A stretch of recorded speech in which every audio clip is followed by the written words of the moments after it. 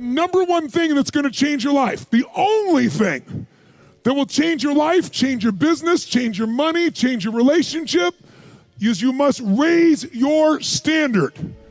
Now I know that sounds boring, stupid, basic, but it's the truth. The only thing that changes our life long term is when we raise our standards. What does that mean? That sounds so boring and dumb. It means that all of us in life have things we want. We don't get what we want, we get what we have to have. Remember I said earlier, we all get what we tolerate in ourselves and other people. But when you're no longer willing to tolerate something, that's when your life changes.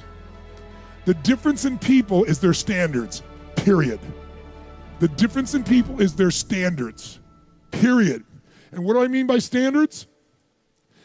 Everyone in the world has a list of things they think they should do. I should lose weight. I should work out. I should spend more time with my kids. I should work harder. I should make more calls. I should. And then you know what? People don't do their shoulds and they get mad at themselves and they what I call should all over themselves. They beat themselves up about it. What changes people is when your should becomes a must. When suddenly the thing you said should happen has to happen. That's when human beings change. It's like if you want to take the island and you're the head of the army and you want to take the island, the most powerful way to take the island is burn the boats. Because if there's no way to go back, it's amazing what happens when it's a must to do something versus a should. That's what makes human beings succeed. You really have to decide. The most important decision is, do I want to be happy? Will I commit to being happy? More important than happy. Sometimes you'll be so happy you smile so much your face hurts, right? You need variety. Am I committed to living in a beautiful state even when it doesn't go my way? Even when it rains on my parade? Even when my biggest fear shows up? Because I can't control whether your husband or wife will live or die or get sick or leave you or get a divorce. I don't want any of that to happen to any human being. I hate suffering. I do anything I can to help people not suffer. But I can't control that. You can. There are people who have lost their arms, lost their sight. There have been people that have been through the most horrific experiences in life and they found a way to still be happy because they've made the decision that life is too short to suffer. I've interviewed dozens and hundreds over the years, but dozens that have impacted my soul, that made me realize I can change this. I've just gotten used to it. I bought into the theory that this survival software that's constantly running and making you suffer, that's normal. No, that's what the mind will do. And mind has been around forever. What I'm gonna do is something different. And the way I get out of suffering, I give myself a 90-second rule. It's really simple. I say, look, if I feel myself starting to feel that stress, feeling that pissed offness or upsetness or concern or worry about my kid, whatever, I realize that's not gonna make it better. Life's too short to suffer. And then I just kind of breathe slowly, slow everything down, and I just watch the thought go by and go, look at that crazy thought. Because everybody's had crazy thoughts. Everybody's had the thought, I'm gonna kill that son of a bitch, right? And then you don't kill them because you don't believe that thought. It's the thoughts that are stressful that you believe that mess you up. When you question them, you break the pattern. The more I've done it's like a muscle. The more I've trained myself to do it, I can authentically tell you now, it takes a lot for something to take more than 90 seconds for me now. And the level of joy surpasses all the money you could ever have in a million years. And then the money, it's easier to even make money because you're not attached. You don't have the fears. You don't have the scarcity that people have because you feel so rich already right now. I always tell people, don't wait to be rich. What is that richness? It's abundance, it's joy, it's happiness, it's contribution, it's getting out of yourself. Because as long as we're thinking about, oh my God, I lost something, or you did something, now I have less love, less respect, less money. If I think lost less, or because you did something, or because I did something, I'm never gonna have what I want in my life, lost less, never. Those three thought patterns, they're the source of all suffering. And the antidote, see it for what it really is, know it's BS, and find something to appreciate. There is another level. The only reason you keep saying there isn't is you feel so exhausted about where you are. But life, the universe, or God is just testing you because there is another level. If this is good, giant jump to excellence, giant from good, poor to good to excellence. There's a level where all your dreams are realized. There's a level that you've always dreamed about. It is real. It has not gone away. But it takes that extra burst when you think there's nothing left, there's no way, you've tried everything 10 million times and you keep going. It's almost like God is saying, if you keep hitting this wall enough times, I will see that you will not stop, that you are filled with that level of determination, faith, and courage, and then the door opens and you get to that next level. But what most people don't know is, the next level is just 2 millimeters above. And it's called outstanding, ladies and gentlemen, outstanding. What's it called? What's it called? What's it called? Outstanding, magnificent, unstoppable, extraordinary, not excellent. It's a different level. It's a level where you are not one of the best, you are the best. And you know what's amazing? You only have to be 2 millimeters more than everybody else and you get everything. You get the joy, the laughter, the fun, the family, the passion, the economics, the freedom, the spirit. It's all there. What Jerry Maguire called the Quan, baby. All of it. And it's just 2 millimeters above, and most excellent people give up because they're exhausted. And there's some people who go, the harder I hit it, the more I hit it, sooner or later it's going down, I'm not stopping. And when you do that enough, it pops open. If you're obsessed, you know what you want, you're taking massive action, maybe you modeled somebody, figure out the right action so you get there quicker, and you're executing, you still need a little grace. Some people call it luck. You could call it God, but I really believe that there's the part we do and then there's the part that comes to us. But I do know grace shows up a lot more when you do the first 2 steps on your own, and grace shows up a lot more when you acknowledge grace in your life, when you acknowledge that I was born in a world where I didn't have to build this internet that I can pull out of my pocket the answer to anything on earth. I'm driving on streets I didn't pave. I'm reading books I didn't have to write. That's the gift of our lives. And I think when we experience that grace, we don't just experience more achievement, but we start to experience more fulfillment. And grace not only affects your ability to get there, but it affects what you do and how you live once you are there. It really determines the quality of your life, because unless you live in a state of gratitude, I did an interview with Sir John Templeton, who, as you know, is one of the first billionaire investors and just a brilliant man. He came from nothing. And he donated, I think it was $750, they still do it, the Templeton Fund, I think it's $750 million a year. It's bigger than the Nobel Fund that he donates. And one day I asked him, I said, what is the secret to wealth? And he looked at me, paused, this big smile, and his eyes got really bright, like they always did. And he said, Tony, it's what you teach. I said, well, I teach a lot of things, which thing? And he said, gratitude. He said, because you and I, Tony, know billionaires that are miserable, and it's because they're not grateful for what they have. And we both know people have no money, seemingly, but they're so grateful for their health, for their husband, for their wife, for their children. They're so grateful to God. They're so grateful for their life that they're rich. So I think it starts with that gratitude. It starts with that connection to grace, as simplistic as that sounds. And so it's not enough just to have your financial plan. You can have all the money and be miserable. Let's have the money and be really rich emotionally, psychologically, and spiritually. It's real simple. If you don't work out, you don't get a muscle, right? So I always tell people there's a daily practice like priming. If you don't do that, if you get up and you just have no discipline whatsoever, you get no value of anything. Diets don't work when you don't do them. Exercise doesn't work when you don't do them. But most of the people have some experiences that they want to shift. And once you shift those things, your whole life changes. But life is constant growth. My life isn't here because I went to one seminar one time and now my life is fit for life. I work out, I train my mind, I train my body. It becomes a lifestyle. It's not just like you're depending upon somebody else. I'm not here to become somebody's guru. I'm not here to give them a gift. I'm here for them to open up their own gifts. The only way to deal with fear that I found in my life is a couple ways. One of those ways is to turn it on itself and ask yourself, what am I afraid of? If I'm afraid of that, I gotta be more afraid of what I'm gonna miss out on my mission, missing out on who I'm supposed to be. In other words, if you're not getting rid of fear, then use fear. Use fear or it uses you. It's that simple. So you got to say, okay, what's the price if I just stay doing this? What's the price? What do I need to really get scared if I learn all this and I don't follow through? That's something to be scared about. And then that fear will get you over your fear. It'll push you through. Turn fear on itself. Second way you can do it is use what you've probably heard me say, because I've used it since I was 17, is my little rocking chair test, right? I'm gonna sit myself in my rocking chair. I'm 85 years old. I'm looking back on my life. And I say, I didn't do this, or I did. If you find your passion, you're gonna have this tremendous energy. It's sustainable energy.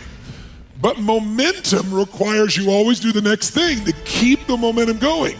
And the reason you get yourself in a passionate place is so that you change your life, and the only thing that changes your life is making a decision. So while you're in this passionate state, that's where you make decisions. You don't make decisions when you're like, oh, I don't know, what do you think? All right, let's decide.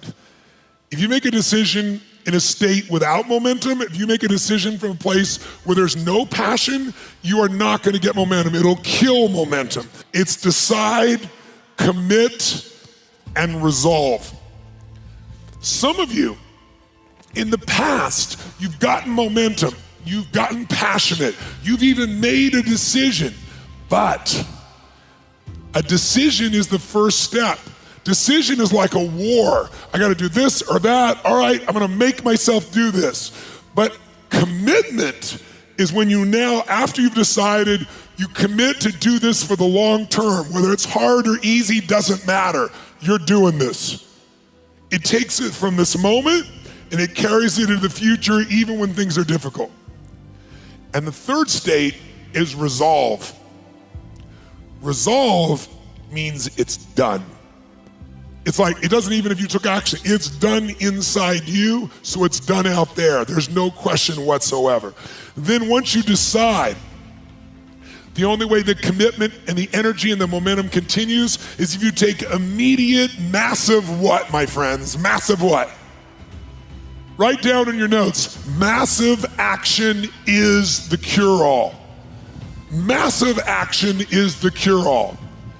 If you're having a difficult time with something, your relationship isn't where you want it to be, your finances are not where you want to be, your body's not where you want to be, your business is not where you want to be, you need to take massive action. And if that doesn't work, try something else. If that doesn't work, try something else.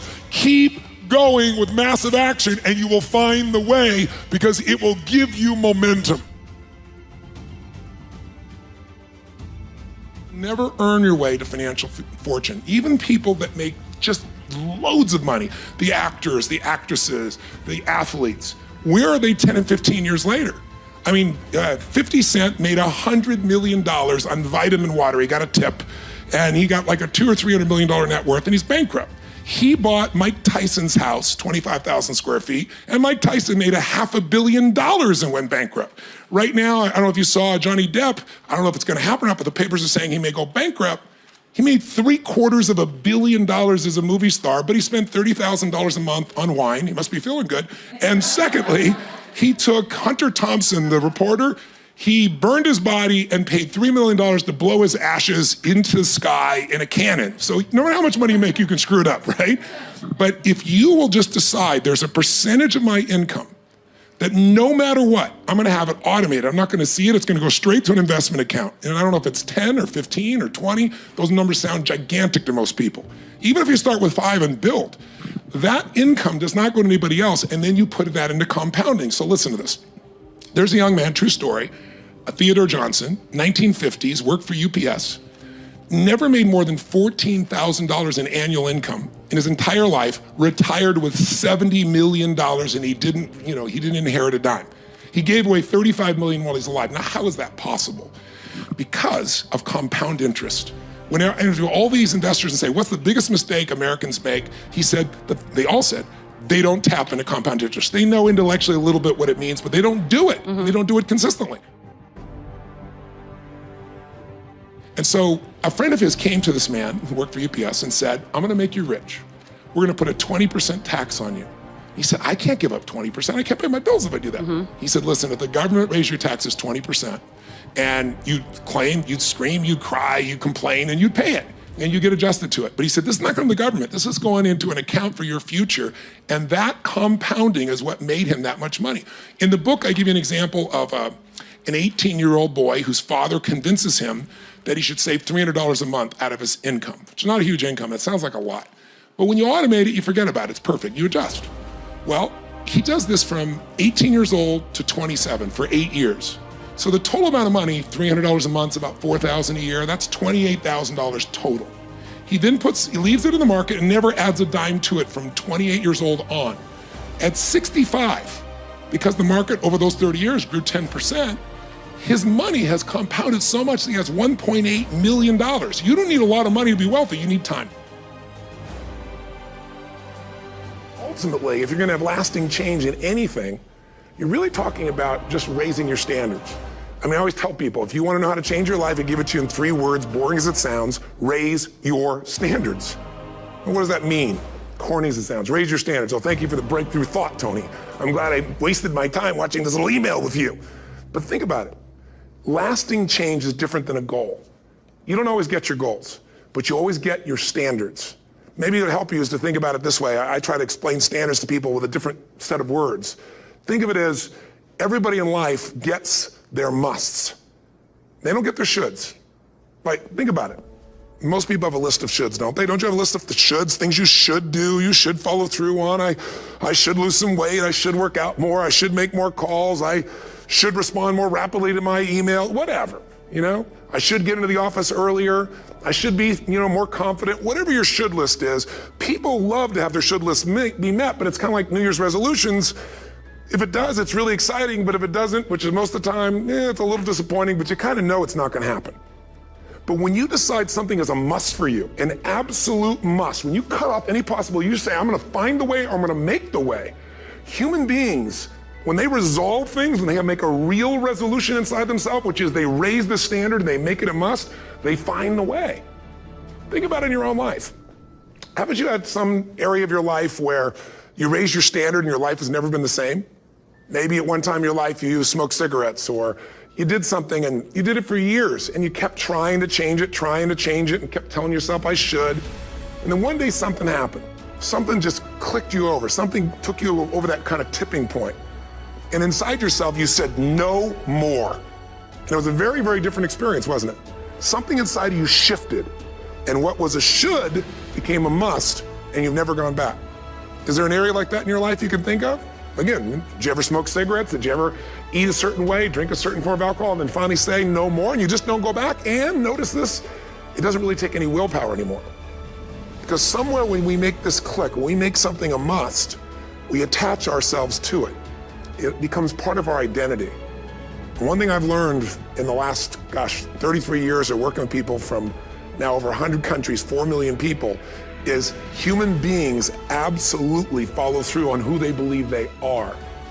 If you said to me, well, I'm really gonna work hard to stop smoking, but I've been a smoker my whole life and I am a smoker. I know your days are numbered. You're gonna be back smoking cigarettes again, because we all act consistent with who we believe we are. I tell people the strongest force in the whole human personality is this need to stay consistent with how we define ourselves. If you define yourself as somebody who is really conservative, you're not gonna be crazy and act nuts unless you're really drunk or something, and then you can say it's the alcohol, when it's really just you finally getting permission to be yourself. The alcohol is your excuse. If you're a really crazy person, you act crazy, outrageous, playful. You don't act conservative because that's not who you are. Very often people say, well, I can't do that. I'm not that kind of person. And I always say to people, really, when did you define yourself? I mean, really, how many years ago did you come up with what you could and couldn't do in your life? How many years ago? Most people, if they really look at how they're living their life today, it's based on a set of standards, a set of beliefs that they made choices about 10, 20, 30 or more years ago.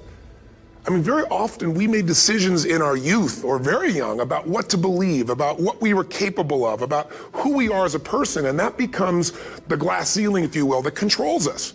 There's a corny metaphor, but it's true. I remember one time I was with my family at the circus, and there was a person there and they had this big giant elephant, and you look at this elephant and they take this little rope, put it around the elephant's neck, and they drive this stake into the ground.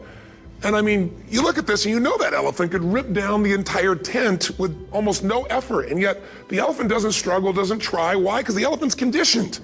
And they take that elephant and condition the elephant when it's a baby elephant. That's how they train them.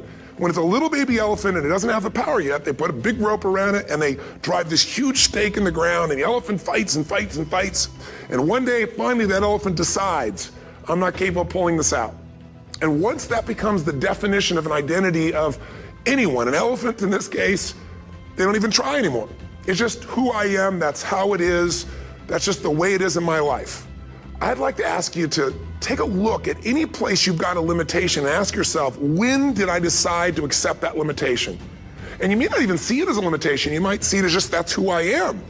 But so often in our lives, we've adapted to be a certain way so that we don't fail or so that people will like us or respect us, but it's not necessarily who we are. Joy comes when you're spontaneous. It's really hard to be truly happy when you're not being yourself. And most of us have no clue who we are. And so a big part of my work, if you've ever been to an event, you know, is to get people to do things spontaneously without thinking, because that's when the real you shows up. That's when the energy comes alive. And when you do that, when you start to connect to your true nature, suddenly there's energy available for you to set a higher standard for what you want in your life. That's what this is really all about. And when I talk about standards, when I talk about, shoulds versus musts, think about your own life. I know there have been areas in your life where some point in time you just shifted and you raised the standard and your life changed. Because whatever people have their identity attached to, they live. We live who we believe we are. That's just how it works. It's just kind of like, I'll give you an example. Look at your physical body. Your physical body today is an absolute reflection of only one thing, not your goals, not your desires, but your standards. The identity you have for yourself. If your standard is you're an athlete, then there's a certain amount of strength, a muscle tone, and energy that's available in your body on a regular basis because that's who you are. And so you do whatever's necessary to maintain that identity. Again, the strongest force in the human personality is this need to stay consistent with how we define ourselves. Because if you don't know who you are, you wouldn't know how to act. Once you lock in on that identity, your brain finds a way to keep you there. If you say, man, I'm overweight, I've always been overweight, I'm big boned, and that's the story you got, then you're gonna always find a way to get back there. That's your settling point. That's your identity. That's where things lock in. If you see somebody who's in really great shape, you ask them, do you work out? You know the answer. Yes, how often? And they'll tell you 3 times, 4 times, 5 times a week, whatever. In a seminar, I'll ask people, who here works out at least 5 days a week? And I'm stand up. And you look around that room, and you know that they work out 5 times a week because you can see their body. You don't just get a result without some kind of action, without some form of ritual. Ritual meaning actions you do consistently. Now, do you think those people that are out there working out 5 days a week, do they have more time than you do? Or I have, or anybody else? Of course not. Is their life less busy? Of course not. It's just a must for them. They must work out that way, and they've made that turn and their life changed. So I'm not saying you have to work out 5 days a week. I'm just saying whatever you really want, wants don't get met consistently. Standards do. Whatever you identify, this is who I am. And so it's not so much about changing your identity as there's expanding it. Deciding that, instead of your goal is to lose 10 pounds, which is not compelling, what if your vision was to get back to my fighting weight?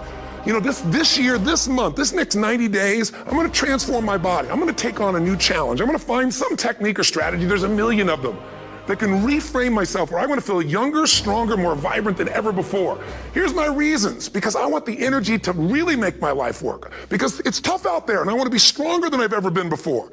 I want to go in front of the mirror and if I'm naked, not, want to laugh. I want to look there and take a good look and go, yeah, I'm proud of whatever I see there. Whatever it takes, something's gonna make you laugh, smile, something that's gonna tease yourself, but something's gonna move you to another level. If you identify yourself in a new way and you own that every day, and that becomes the standard of how you live, you'll find the way to make that standard real. Money's the same way. Think about it, it doesn't matter what's happening, quote unquote, in the marketplace. People that make money find a way to make money no matter what, don't they? I mean, most people's standard is to pay their bills. So that's what most people find a way to do, even when economic times get tough. Most people, if that's their absolute standard, they find a way. Some people's standard is pay their bills most of the time. And so most of the time they do. Some people's standard is not just to pay their bills, but to take care of their family and maybe even some of their friends. And they find a way. In fact, some people may be in a family where they don't have enough money. They barely have money to pay their bills. They work their guts out. And then somebody, their mother, their father, somebody else, their sister gets ill, and there's not enough money to take care of it. Nobody else has money in the family. They don't either, but they find a way to get that money to take care of their mother or father, don't they? And pay their bills. They never could do it before. Why? The situation made them raise their own standard. And not everybody does that. Somebody else in the family might have money and still not take care of their mother. It all comes down to the inner game, my friends. Changing your life is a change in the inner game. The outside world you can't control, but you have absolute control over this one if you learn the dynamics of what shapes you. And identity is one of those simple, clear, fundamental basics that if you start to shift it, everything else will shift in your life as well. Some people, by the way, have to have more than enough money to do what they want, when they want, where they want, with whomever they want, contribute the way they want. And if that's their must, they find a way. I know that sounds overly simplistic, but it's true. You know, somebody once said you could take all the money in the world out of the hands of everybody, out of all the wealthy people in the world who are really successful, give it to other people. It wouldn't take too long, those people would have it back in their hands. It's not because they're manipulative, it's because they have a standard. Some are manipulative, don't get me wrong, but they got a standard of what they're gonna find a way to make happen. I'm just simply saying to you, take those 3 magic words and live them. Raise your standard. Most people are not really entrepreneurs, but they think that's what they should be. They think that's the sexy thing, that's the most attractive thing, that's the best answer. And what I say to you is, you gotta separate the vehicle from the outcome. What is it that's gonna truly fulfill you? What is it that's gonna give you that extraordinary life? What's gonna make things magnificent on your terms, not somebody else's terms, not your father, your mother, your background? What is that really? Separate the vehicle, because there's many ways to get to that vehicle. But I'm saying, sometimes you gotta reevaluate what's gonna really make you fulfilled. What is your gift? Are you an artist? Are you the talent that can produce something no one else produces as a skill or a product or a service or some impact? Are you incredibly good at management? You really know how to manage or lead people? Are you an extraordinary entrepreneur that can take that gigantic gut load of risk and can create the vision and attract the talent that you need and the managers and leaders? You may have all 3 abilities, but which one really fulfills you the most is going to be the critical question. Because we tend to want to do them all, especially in a room like this, because you're all overachievers, right? Me too. And you say, well, I can do all these. Yes, you can, but what will it do to your quality of life? See, again, the secret's going to be this. What is an extraordinary life on your terms today? Getting things is not going to make you happy. That's good news in a tough economy. It's a good reminder. You know, it doesn't matter what you get. Doesn't matter whether it be money or opportunity. All those things might excite you for the moment. You know, even a relationship, as magnificent it may be, might be exciting for a while. But if you don't keep growing, that relationship isn't going to stay exciting. So the secret to real happiness is progress. Progress equals happiness. And if we can make progress on a regular basis, we feel alive. And that's why at the beginning of the year, we get this thing like, okay, I can have this fresh start. I could really do what my soul desires. I could expand. I could grow. I could improve. I could change. Or maybe better than change, I could progress. See, think about that. Progress is an aliveness to it, doesn't it? You don't have to work at changing. People say all the time now, well, I'm working on changing. Don't worry about it. You don't have to work on changing. Change is automatic. Your body's going to change whether you want it or not as the years go by. And no matter how hard you work, there's going to be some changes going on there. The economy is going to change no matter what you want it to do. The weather is going to change. Relationships are going to change. Everything in life is always changing. We don't have to work on change. Change is automatic, but progress is not. So if you want to make real progress, then you really got to look at your life in a different way. You got to say, I got to take control of this process and not just hope it's going to work out like people do who make a resolution. Treat people at the end of the relationship like it's the beginning and there won't be an end. And that's not just your intimate relationship. What if your customers, what if you fell in love with your customers, with your clients, more than your product, more than your company? If your entire life was about meeting their needs, if you would do what for your customers and clients, you would do what? If you love your customers and clients, you do anything, guess what? They're gonna love you. But most people love their customers and clients as long as they buy from them, do what they want, respond to them. And when they don't, they go, that's the end. You want clients for a life, not just customers? Fall in love with them. It's a different focus, isn't it? It's a different meaning. And that creates a different life because you make decisions differently from that place. What is the unique selling proposition? What is what we call value-added marketing, VAM? Today, most people are sick and tired of advertising because where is it? Everywhere. In fact, I got a question for you. How many of you in this room do not even see banner ads anymore. Literally, it's there, but you don't perceive it. Like your brain literally washes it out. Raise your hand if that's true. Keep your hands nice and high and look around the room right now, and you'll see 98% of the people wash it out. So don't buy them unless you're going to create something really unique. It's a total waste of your money and your time in the world we're in today. Today, what creates marketing is when you don't just market, but you add value to people. You do something, you teach them, you give them an insight, you give something valuable that costs them nothing, and then they look to you as an expert. They look to you as a person that adds value. They want you to supply them more information, more experience, more products, more services. You can't sell your business. If you don't have an exit strategy, you have a job. I don't care how successful the business is. That doesn't mean you have to sell the business. But one of the most important decisions you make in business is, ultimately, if I was going to sell this, if I chose to, I have to know what I sell this to so that I have long-term value, not just an income along the way. I have this critical mass hit. I get a multiple of my business. And most people don't have a clear exit strategy. They think I'll come up with that someday. You got to start with that end in mind. That's got to be part of your focus if you're going to be successful in your business. I can remember a gentleman who built CAA in Hollywood. It was the largest, most successful agency, right? Michael Ovitz, remember that name? He put together Nike and Coca-Cola and these billion-dollar deals. And eventually, Mike Ovitz went to go sell that business. He'd never thought through an exit strategy, and he got almost nothing for it. Because the laws prevented him from selling it to a studio. He had to sell it to some of his employees for pennies on its real value. Now, Mike found a way to make money later on in another place off of Disney. But the bottom line is, the guy didn't have an exit strategy. Even though it was brilliant, made lots of money, in the end didn't get the value. Whenever people fail to achieve their goals 99.9% of the time, and you ask them why, they'll tell you it's because of a lack of resources. That's what all these things are. I didn't have the support, right? I didn't have the money, we didn't have the time, we didn't have this, we didn't have that. There's a resource that people believe is missing. And that resource belief structure then keeps people from ever being able to really lead. Because what leaders do is they find a way to maximize whatever resources they have, as little as they may be, and they don't believe in limited resources. I'll give you an example. Let's take a business example to start with. In 1974, a guy named Sam Walton had built his little company up. He came up with an idea. He started with $20,000 in, I think, 1962, if I remember right. But by 1974, within 12 years, he had 78 stores. And you know how he did it? In the middle of the night, he'd drive across the border and he'd go and study other people's stores. He'd buy everything the cheapest he could in the middle of the night. He'd go to other people's stores. Whatever was working, he figured out. Success leaves clues. He came back and did it in his store. Whatever was working in any store, in any competitor, anywhere he could do it, he did it.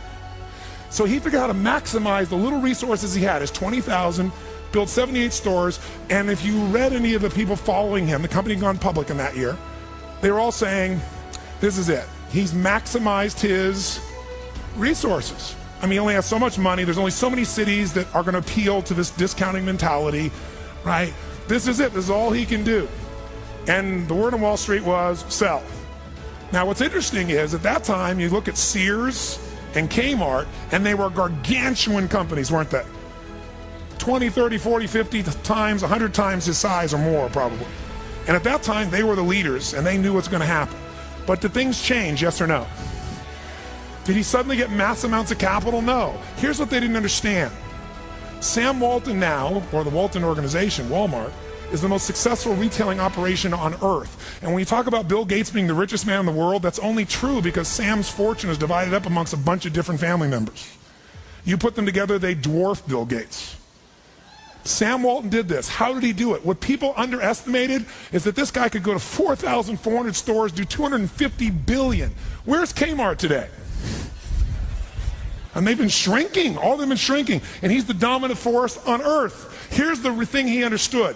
Resources are interesting, but the ultimate resources are the feelings of emotion that make you resourceful. Think of it this way. Resourcefulness is the ultimate resource. What do I mean? What are the emotions that make all this possible? What's the fuel that takes an idea from being in your head where you intellectually know what to do? How many have had an idea, for example, was a great idea, you're excited about it, and then you didn't do anything. One day, there you saw it on the shelf, you saw it somewhere, someone stole your idea. How many have had this happen? Say I. The only difference between you and that person was not that they had more resources, they were more resourceful. Success and failure are not giant events. They don't just show up. You don't just suddenly become successful or suddenly have this cataclysmic event that makes you fail. It may look that way, but failure comes from all the little things. It's failure to make the call. It's failure to check the books. It's failure to say, I'm sorry. It's failure to push yourself to do things physically that you don't want to do. And all those little failures day after day come together until one day some cataclysmic event happens and you blame that. That event happened because you missed all the little stuff. Do you agree with me? And success, by the way, is not some overnight event. It's all these little things. Success is having a vision. Success is making it compelling. Success is really seeing it and feeling it every day with strong enough reasons. Success is feeling the sense that I'm here to grow and I'm here to give something to the world more than just myself. All the little stuff. That's where success comes from. In business, it comes from delivering more than anybody could imagine. All those little things add up. People go, wow, that's who I want to do business with. It's true in any area of your life. Leverage is critical. You know how I get so much done? Because I don't just get it done. I know the outcome, I know the purpose, and I look for leverage. Leverage is different than delegation. What's the problem with delegation? Delegation is you have all that needs to be done, so you give it to someone else, and you tell them what needs to be done, and when they don't do it, you're pissed off. Leverage says, I can move the biggest boulder in the world with a little bit of effort if I get something I can do it with, but I'm still part of it.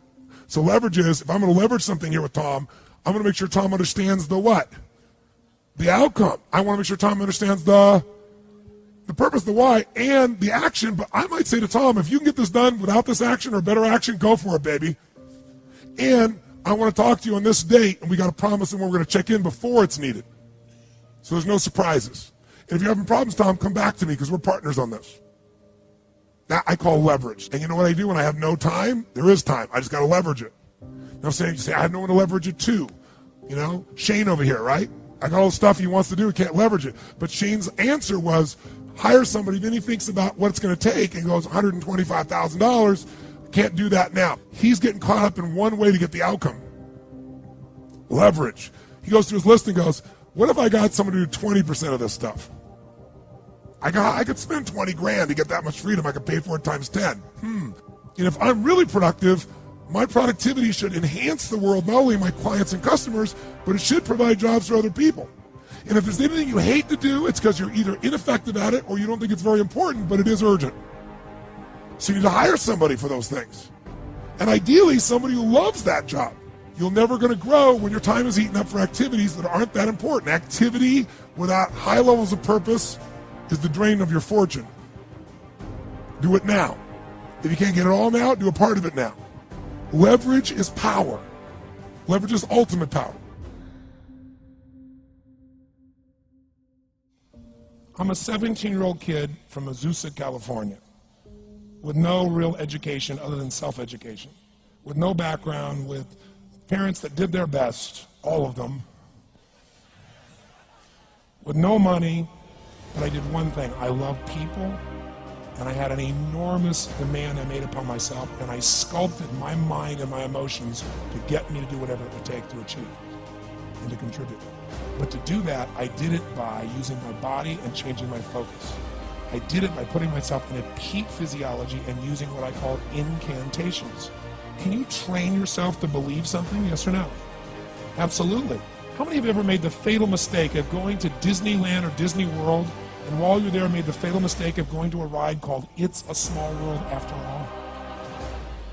What happens for about a week after you're out of that damn place? You're still singing this thing in your head in 24 languages, right? Well, let me tell you something. How many of you have things when you want to go achieve them and this part of your voice goes, oh, it's not going to happen, or forget it? How many got a voice that sometimes interrupts that good pattern? Say I. And what you want to do is train a new one. So starting when I was 17, I started doing incantations, not affirmations. Affirmation, you go, I'm happy, I'm happy, I'm happy, I'm happy, I'm happy. What's the problem? You haven't changed your what? Your what? Physiology. If you don't change your physiology, you won't get anything. So an incantation is not only you speak it, but you embody what you're saying with all the intensity you can. And you do it with enough repetitions that it sticks in your head. Like It's a Small World, now the conversation in your head is always the same and it gives you what you want. So you use your body and your voice. So 17 years ago, I started doing things. I was working for Jim Rohn, this speaker, and I was 17 years old. I had long hair, minestrone soup, acne on my face. And I was trying to call on Bear Stearns type of people and convince them why they should go to this man's seminar and be more successful. I was driving a 1968 Volkswagen that I had earned at $40 a week as a janitor. The only way I did it was park far from the building and then go in, and I love people and I believe, but I put myself in state and I was able to influence people that were far more successful than I was at the time. I would do something that I still do backstage and have done for 23 years because I don't hope I'm going to be in a good state, I demand it. So I do an incantation using my whole body. I'd say, I now command my subconscious mind to direct me in helping as many people as possible alive today to better their lives by giving me the strength, the emotion, the persuasion, the humor, the brevity, whatever it takes to show these people and get these people to change their lives now. And I would do that literally driving in my Volkswagen to a meeting in LA on the freeway for 40 minutes. People are looking at me, I'm screaming at the top of my lungs. They're going, I know he's a serial killer, I know he is. But by the time I entered that room, when two people meet, if there's rapport, the person who's most certain will always influence the other person. And I was totally certain, and they were trying to get revved up to certainty. Do you agree with this? Yes or no? I do another one because I was poor. I changed my mindset. I kept doing things, but I never got beyond it. I'd say God's wealth is circulating in my life. His wealth flows to me in avalanches of abundance. All my needs, desires, and goals are met instantaneously by infinite intelligence, for I'm one with God and God is everything. And I would imagine the abundance of my life, and I would feel so grateful. And a year later, I went from making $38,000 a year to making $1 million a year in 1 year. Very often, you're getting what you're asking for. You're just not aware of how general you're asking. Clarity is power. The more clear you are about exactly what it is you want, the more your brain knows how to get there. Your brain is a servo mechanism. It's like a bomb. Those bombs, those missiles, they have a servo mechanism. So if the target moves, it knows what the target is, it follows it. Your brain, when you condition it, knows exactly what to go for and it'll find a way to get there. Do you ever buy a certain outfit or a certain car and suddenly see that car outfit everywhere? How many of you have had that experience? Say, aye. How come that car outfit's everywhere? It always was everywhere, but now you notice it. And the reason is because there's a part of your brain called the reticular activating system, the RAS. That part of your brain determines what you notice and what you don't notice. Your brain spends most of its time trying to make sure you don't notice because you'll go crazy if you notice everything. But when you decide what's most important to you, your brain goes after it. Everyone I know who's successful builds what I call an RPM plan. An RPM is built on the metaphor that the way to get from where you are to where do you want to go to the fastest is you got to build power, like in a car, RPMs. And the R stands for they know the result they're after. They know what they want precisely. If you don't know exactly what you want or you let yourself get beyond that into something general, you're not going to achieve it. Clarity is power. You got to know the specific result you're after. What do you want? If you can't answer that question right now in your personal life, in your body, in your relationships, in your finances, in your spirituality, then you're not going to be as fulfilled as you want to be. Here's my assignment for if you want one. If you want to go from conversation to some action, here's a simple thing to do. What's an area of your life right now that you really want to improve? What's an area that's important to improve? If your body's great, how about your career? If career's great, how about your relationships? Intimate one especially, or your kids, or your relationship with your creator, your spiritual side of your life. Or is it your finances? Figure an area that really matters. Decide on that area. Number one, write down what your life is like in that area right now as specifically as possible. So you might say, well, I'm 13.5 pounds overweight, whatever the weight is, whatever the situation is, or my body fat's like this, or I wake up exhausted in the morning, and you write the truth of where you are right now. So you're real clear. Or I'm not in a relationship. I say I want a relationship, but I'm not in one, and I don't seem to find them. All the good ones seem to be gone is my belief. And I really do want one, but I don't have it. Whatever your definition. Or I'm in a relationship, and God, I wish I wasn't in a relationship. I'm planning my escape, wherever you are. Or I have a wonderful relationship, we love each other, but there just isn't enough passion. Just write the truth of where you are. The area you want to change, but write how it is. And then the second step is, this is where you got to be really honest with yourself. What are the rituals that have put me there? Because whatever results you're getting, even if you don't like the results, there's some rituals that are keeping you in that place. There's some rituals of what you eat or don't eat, how you move or don't move, how you sleep or don't sleep. There's some rituals in the lack of variety or spice or energy or focus in an area. There's something you're doing, and it's usually not one thing, it's a bunch of little things that you kind of do consistently whenever you think about getting in a relationship, whenever you think about working out, whenever you think about money. You get yourself in a state of overwhelm. You start thinking about all the things you can't control. Just write down all the rituals you have, and then here's the third step. What do you want? What's your vision? And be really specific. I want to be my fighting weight. I want to be the strongest I've ever felt. I'm going to turn my, whatever it is, be specific. And then, last step, number 4, what are the rituals that'll get you there? What would you need to do differently each morning if you're going to be that kind of energy, that kind of strength? How often would you work out? What days would you work out? What time? A ritual is something you do consistently, usually at a specific time, so it becomes automatic. Let me tell you something. Willpower doesn't last, but rituals can last a lifetime. I bet you have some rituals in your life right now you've been doing for years, even though some of them don't serve you. I'm just saying, wake yourself up.